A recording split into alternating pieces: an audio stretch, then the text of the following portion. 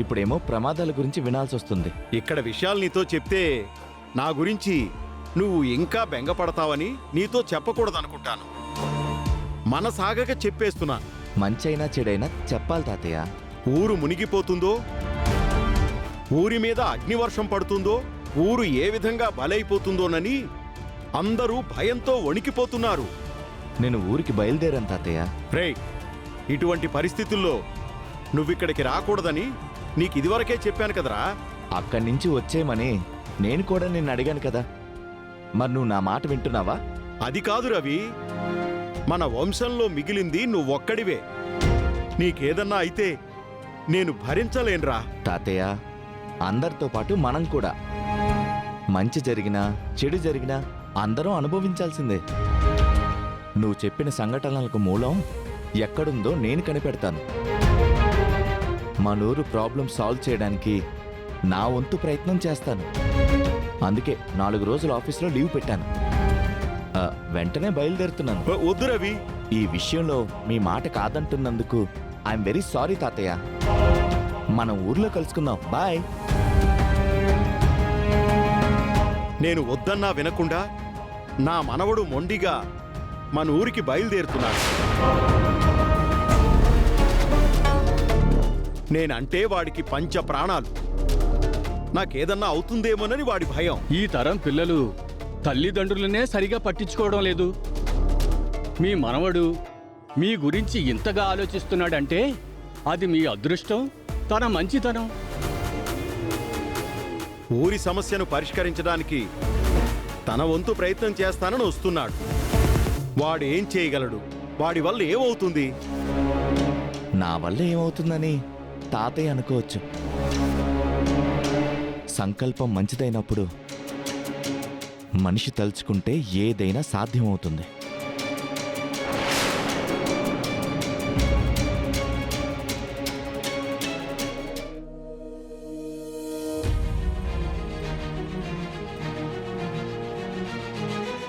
ఊరిలో జరుగుతున్నవి కల్పితాలు కాదు, నిజాలు అని మీకిప్పటికైనా పూర్తి నమ్మకం కలిగిందా? నా భర్తకి నమ్మకం కలగడానికి ఇంకా సమయం పట్టొచ్చేమో కానీ నేనైతే పూర్తిగా నమ్ముతున్నాను అవని గారు. ఇక్కడ ఎటువంటి మూఢనమ్మకాలు లేవు. ఇక్కడున్న వారంతా దైవాన్ని ఎంతగానో ఆరాధిస్తున్నారు. మీరందరూ దుష్టశక్తి బారి నుంచి తొందరగా కోలుకోవాలని నేను మనస్ఫూర్తిగా కోరుకుంటున్నాను. ఏవండి, ఇంక మనం బయలుదేరదాం పదండి. తొందరపడకు. మన ఇటువంటి అడ్వెంచర్లు ఎన్ని చేయలేదు. ఎందుకు భయపడుతున్నావు? మీకు భయంగా లేదేమో, నాకైతే భయంగా ఉంది. మీరుండండి, నేను వెళ్ళిపోతాను. ఇంతకు మించి నేను ఇంకేం చెప్పలేను. ఆమె బాగా భయపడుతుంది. మీరు మొండిగా ఎందుకుండాలని అనుకుంటున్నారు? దయచేసి ఊరొదిలి వెళ్ళిపోండి. ఇక్కడి సంగతులని నేను చూసుకుంటాను. ఏదో ఒక విధంగా పరిష్కారం చూపిస్తాను. దుష్టశక్తి గురించి ఎవరైతే ఎక్కువగా ఆలోచిస్తారో వాళ్ల మీద అది పగబట్టి ఏదైనా చెయ్యాలని అనుకుంటుంది. అందుకే మీరు వెళ్ళిపోవడం మంచిది. పైగా మీరు మా ఊరి వాళ్ళు కాదు. మీ మీద దుష్టశక్తికి మరింత నిఘా ఉంటుంది. దయచేసి అర్థం చేసుకోండి. అవును బాబు, మీరు అనవసరమైన ప్రయత్నాలు చేయకండి. చీకటి పడకముందే బయలుదేరండి. లేదంటే రాత్రికి మా ఇంట్లోనే ఉండి పొద్దున్నే బయలుదేరి వెళ్ళిపోండి. అందరం మీ క్షేమం కోరే చెప్తున్నాం. ఆ తర్వాత మీ ఇష్టం. అబ్బే, మన రిపోర్టర్ అసలు వినేలా లేడు. మనోడిది గట్టి పిండమే. ఊరి విషయాల్ని మరింతగా తెలుసుకునేంత వరకు ఊరి నుంచి అడుగు బయట పెట్టేలా లేడు. ఈయన సరదాని మనమెందుకు కాదనాలి? ఏం చేసుకుంటాడో చేసుకునివ్వండి.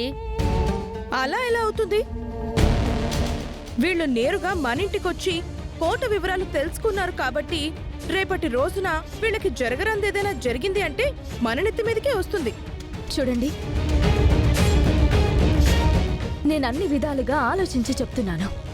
సూర్యాస్తమయం కాకముందే వెళ్ళిపోండి. ఇంకా ఏం ఆలోచిస్తున్నారండి? వెళ్దాం పదండి.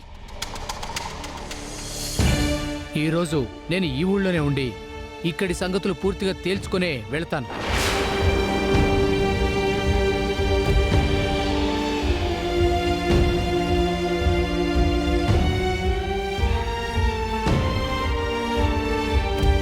వీళ్ళు చీకటి పడకముందే పొలిమేర దాటకపోతే ప్రమాదమే.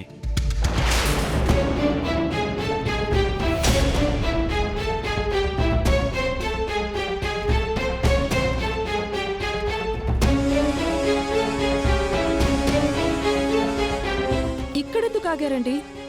తొందరగా వెళ్ళిపోదాం పదండి. అయినా మనం ఇట్నుంచి రావాల్సిన అవసరం లేదు. ఊరు దాటడానికి మరో దారుందని చెప్పాను. అయినా మీరు నా మాట వినకుండా ఇటు తీసుకునొచ్చారు. తొందరగా ఈ కోటను దాటేద్దాం పదండి. ఈ కోటకు సంబంధించిన డాక్యుమెంటరీ చేస్తే ఈ మంత్లో మంది బెస్ట్ వీడియో అవుతుంది. మన ప్రోగ్రాంకి మంచి టీఆర్పీ వస్తుంది. బాస్ మనల్ని మెచ్చుకొని శాలరీ పెంచుతారు. అయ్యో, మీరు నా మాట ఎందుకు వినడం లేదు? ఇంత దూరం వచ్చాం, కనీసం కొన్ని షార్ట్స్ అయినా తీసుకుని వెళ్దాం ఉండు.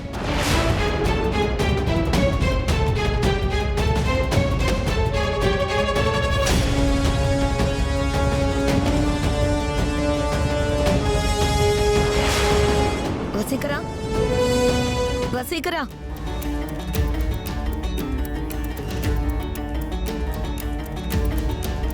ఏంటి మాయా, రాటుదేరిన రావి చెట్టు మీద మంత్రప్రయోగం చేసి నలుపు రంగుని ఆపాదించి అందరినీ భయభ్రాంతులకు గురి చేసింది నువ్వేనా? నేను కాకుండా అంతటి పనిని ఇంకెవరు చేయగలరు? అంతటి శక్తి ఇంకెవరికుంది? స్వామీజీ వచ్చి పౌర్ణమిలోగా ముక్కుపుడకతో యాగం జరిపిస్తే గండాలు ఊరు దాటిపోతాయని అన్నాడు. వేదవతి అక్షయలతో యాగాలను ఎట్టి పరిస్థితుల్లోనూ జరిపిస్తాను అని అవని అందరికీ అభయం ఇచ్చింది. అదంత తేలికైన పని కాదని అవనికి కూడా బాగా తెలుసు. ఇందులో తిష్ట వేసింది నువ్వేనని అవనికి నీ మీద బాగా అనుమానంగా ఉంది. పైగా నీ గురించి ఏవేవో ఆధారాలను సేకరిస్తుంది. వేదవతి నా దగ్గర బందీగా ఉన్నంతకాలం ఆ అవని నన్నేమీ చెయ్యలేదు. ఈ కోట దరిదాపులకు కూడా ఎవరైనా వచ్చారంటే వారి ప్రాణాలు పోతాయి.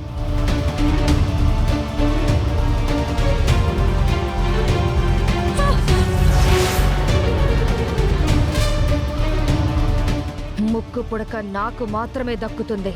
అక్షయ్ను రప్పించి ఆ పనిని పూర్తి చేసుకుంటాను. నువ్వు నిశ్చింతగా ఉండు.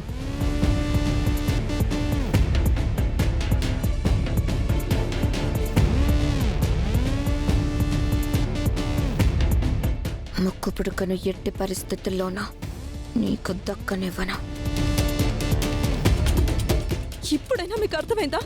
చెప్తుంటే వినకుండా పెద్ద వీరులాగా ఎందుకు ఇలాంటి సాహసాలు చేస్తున్నావు? బతుకుంటే ఇటువంటి వీడియోలు మరిన్ని చేసుకోవచ్చు. ఇక బయలుదేరదాం పదా.